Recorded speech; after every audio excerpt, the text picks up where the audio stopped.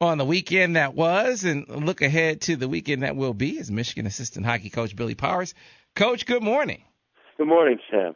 I'm glad that you could join us as always. So, Coach, I guess the first thing we got to start with is the delay start to the game. And was that a concerning thing heading into it for you guys?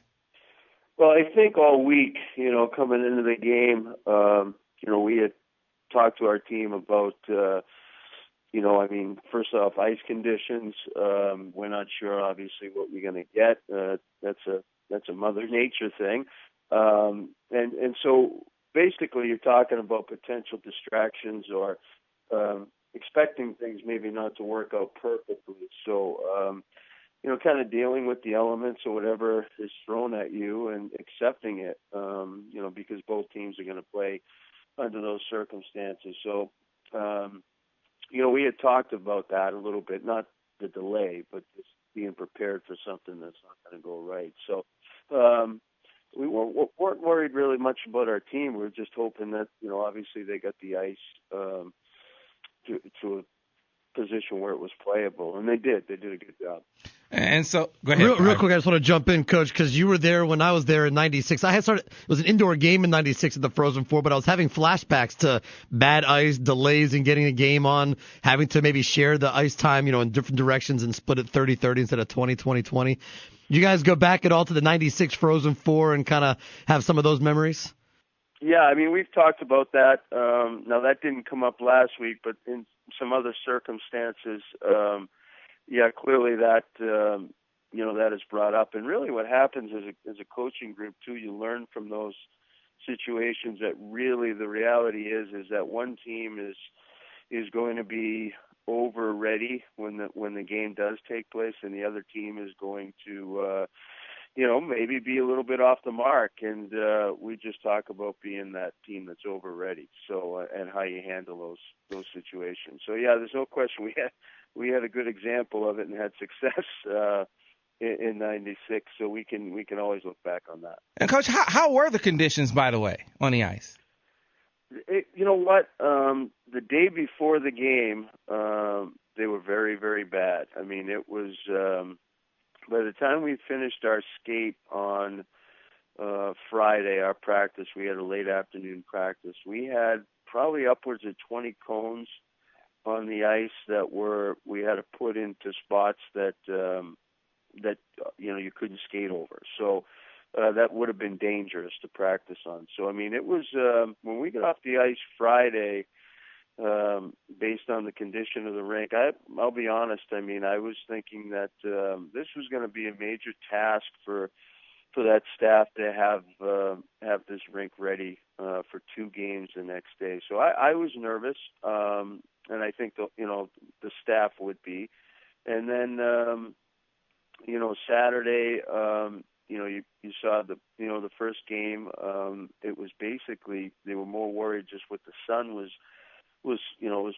probably about 37, 38 degrees with the sunshine on Saturday. So it was warm. And, so that first game delay was the sun just melting kind of the top of the ice. You saw a ton of wet spots. So, we probably had a better situation than the Western Michigan Miami game, but, the ice, was okay. They got it playable. It was clearly playable, which I thought was amazing based on the day before. But it was, just a ton of, bouncing pucks. Very unpredictable, but very safe.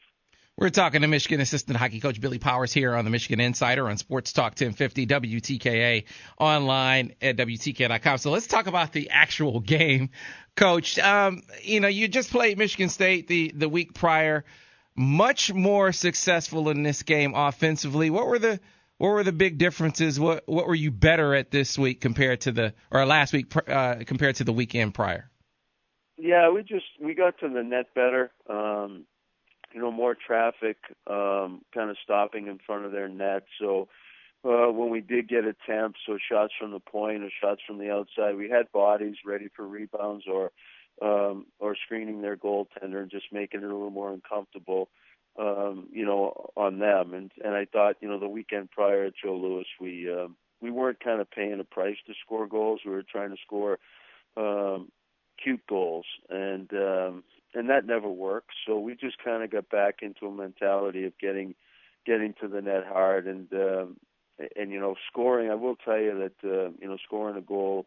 Boy, we scored, I think, 30 seconds in. It was, at least a minute, the first minute of the game. And that's huge, especially against Michigan State, who prides himself on goals against, and they haven't scored a lot. So when they score the first goal, they clamp down even more, and the game gets a little bit tougher and tighter.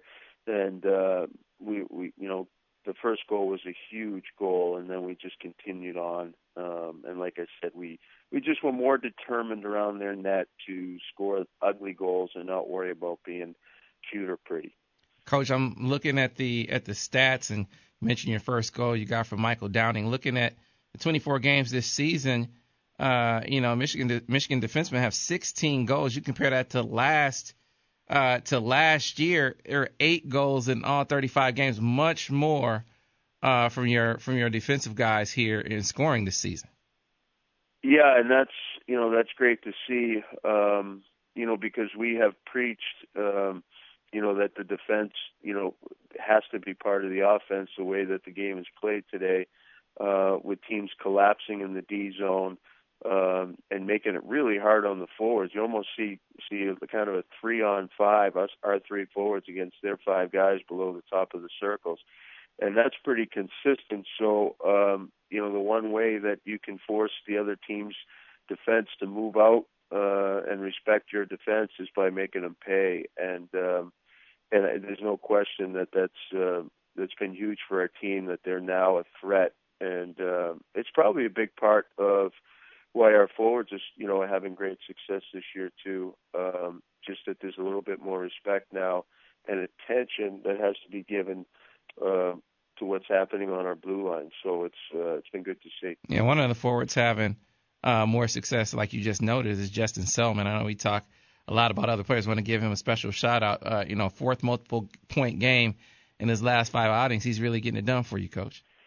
Yeah, I think you and I talked about him a couple weeks ago, and he really has been one of those guys that we all as coaches, you like to see that junior year. You like to see, maybe a player that things haven't been as easy for or going as well their freshman and sophomore year, which happens more times than not.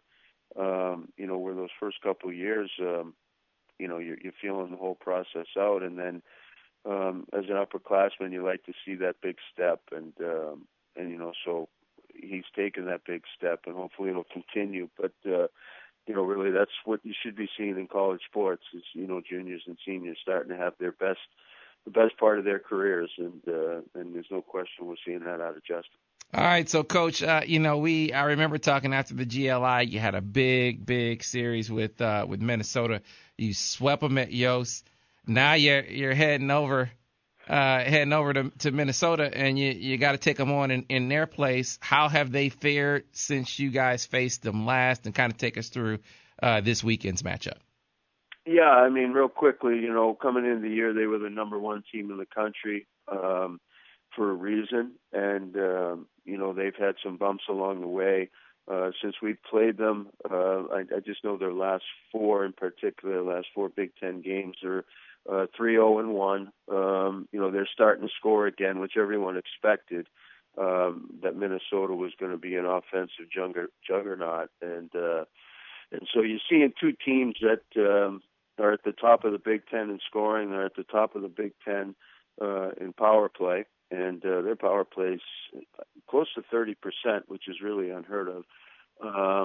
And so, we're facing a team that has kind of found their game, a veteran team, great home record. I mean, this is without a doubt the biggest challenge that we have faced this season. So it'll be interesting to see how we respond tonight. We feel as if we're prepared, but this is a very, very tough building to play in, and we have to make sure that we get off to a great start in this game, and we're ready right from the drop of the puck because you do not want to be chasing them all night. They are very, very good on the Olympic rink. And that's the one thing when you play in Wisconsin or you play in Minnesota, it's not just the teams you're playing, but we play 90% of our games on a NHL sheet, and then you do have some adjustments that need to be made on the wider surface, and that's not the easiest thing to do when you only have a week to do it. So we have to respond and be ready for that. But this will be a great test. All right. Well, Coach, as always, we appreciate you taking some time to give us some insight, and good luck this weekend. We'll talk to you guys next week. Yeah, Sam, anytime. Thanks.